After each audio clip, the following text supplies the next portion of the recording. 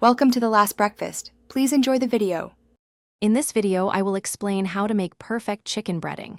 First, gather your essential ingredients: all-purpose flour, a few eggs, and your preferred seasonings like salt, pepper, and paprika. Next, set up 3 distinct stations for dredging. Finally, ensure your chicken pieces are thoroughly patted dry. This helps the breading adhere much better.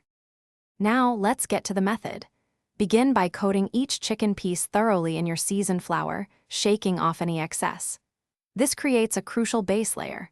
Next, transfer the floured chicken into the beaten eggs, ensuring it's fully submerged and coated. Finally, move the chicken to your breadcrumb station, pressing firmly to achieve a complete and even coating on all sides. For truly exceptional results, consider these tips. Adding just a pinch of baking powder to your flour mixture can give your breading an incredible, airy crispness. After breading, chill your chicken for about 15 minutes. This helps the coating adhere perfectly during cooking.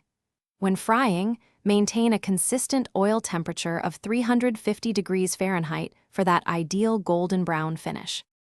Once breaded, carefully fry your chicken until it's beautifully golden brown and cooked completely through, ensuring an internal temperature of 165 degrees Fahrenheit.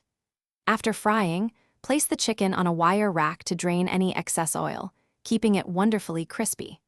Remember to check the description for a link to those fantastic leak-proof containers and other great deals to help with your meal prep.